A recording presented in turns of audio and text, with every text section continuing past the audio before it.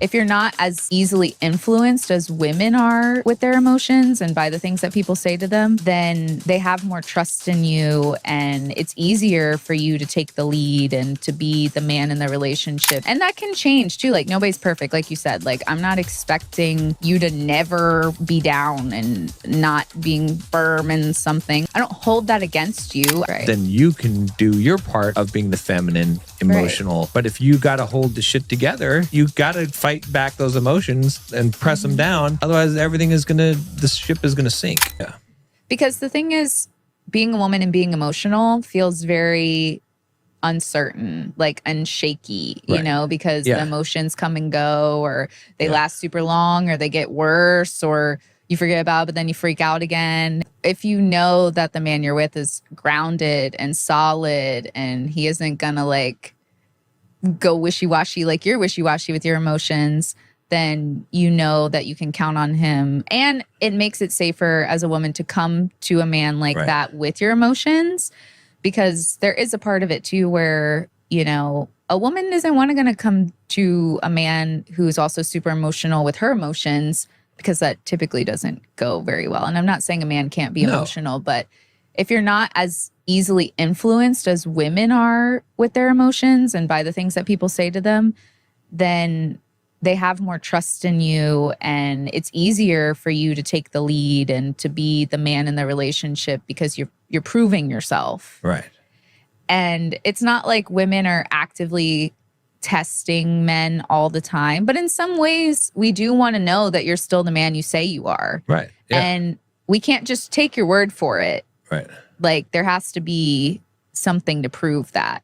And women don't even like consciously do that. But like you just said, like I didn't even consciously just be like the McDonald's thing. No. I was just thinking of it. Right. Because it's truth. And that like, you know, will show you where your man is at. Like, is he kind of like down and kind of like allowing the things to influence him, or is he like firm? And that can change too. Like nobody's perfect. Like you said, like I'm not expecting you to never like be down and not being firm in something. Like I expect you to, like with the McDonald's thing, like I don't hold that against you. I know that that's not who you are and not the person that you even want to be. And again, it was not a big deal at all, but I'm just saying that like I know what you're striving for as a man, and I know how hard you work for that, and I know the man that you are. Right. And so even if you're not acting like that, I'm not necessarily like concerned about it, but I can see where women are constantly testing men who maybe they are concerned, like, well, what's going to happen? Especially too, like in the 50-50 relationships, or the relationships where the woman's taking care of the financial stuff or whatever, you know, those sort of dynamics. It's even harder to feel like the man is grounded in his masculinity in the way that a woman needs. Yeah. If that makes sense. Yeah, no, it makes perfect sense. But yeah, that's it. It's not being difficult. It's not, you know, for the sake of being difficult. It has that purpose, just like you said. And like you said, it's how you know. Right. As a woman. Right. It gives you that security, because I'm not saying you can't take men at their word, but it's better to see a man's actions than his words. Yeah. And it gives you the safety to be emotional, because being emotional is a fragile place to be. Mm-hmm. And so if you know that you've got a secure rock of a man that is not going to also go into an emotional frenzy, then you can do your part of being the feminine, emotional. Right. But if you got to hold the shit together, then you got to fight back those emotions and press them down, because otherwise the ship is going to sink.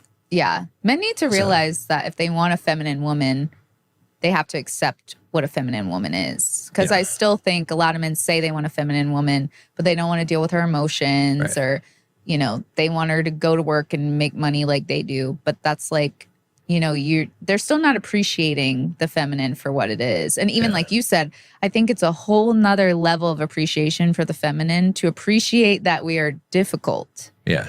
And see that as a good thing. Yeah.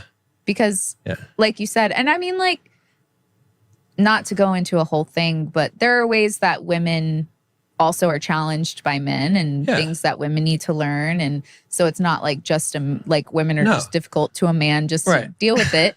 Or like, you know, just because that's how it is and we just want to be pains in the butt. But and we talk about those things, about accountability, some of the things that guys complain about. But the thing is, you know, I was thinking about this today too, is that if you as a man are, because you're supposed to be leading and you are unmovable and unshakable, and even when she's throwing some darts at you, you're dodging the darts and twirling her around, you know, and not letting it phase you.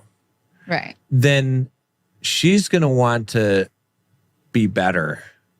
Right. Because there are some, you know, obviously there's blatant disrespect and things like that. And as a man, your focus shouldn't be on what, I mean, as anyone, your focus shouldn't be on what the other person's doing. But as a man, your focus should be on what you're doing.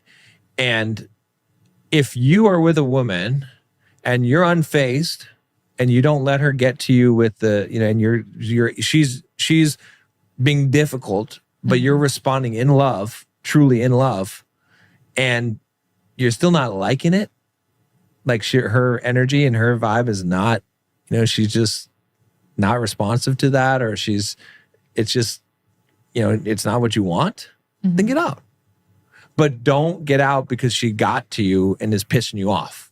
You know what I'm saying? Like, be stronger than that and respond in love. Learn how to do that and then see where you're at, right? Probably it's going to change it's probably going to change the dynamic because she's going to want to step up. Maybe she's going to start reading some books and trying to be more feminine. But more likely than not, your masculine, just like a magnet, will induce her magnetic pole to be more feminine. That strong masculine energy will make her more feminine, and so she won't even have to try. Yeah, you know. So, well, and I think the last thing I want to add too is that also too, if you take like the instance, like you said, like the guy comes home and he forgot the milk or whatever, and he responds in that way. And then also him taking it into consideration for the next time. I think that's really a big key too, right? Like the next time she tells you, hey, can you pick this up? To try to prioritize that more so she doesn't have to ask you 3 times.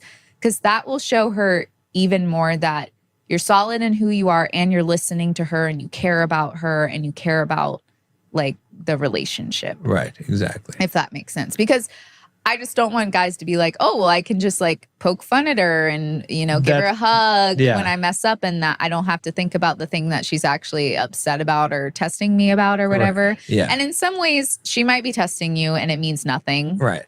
But sometimes she might be testing you and it does actually mean something. Like she, you know, if she tells you I asked you 3 times to get the milk and you didn't get it, like deep down too, besides the milk part, is that I had to ask you multiple times for you to even consider what I'm asking you and you still didn't do it. Right. So like typically there's a deeper meaning, and what will also mean a lot to her is that you handled it in a way where she didn't influence you and you paid attention to what it was that she was talking about.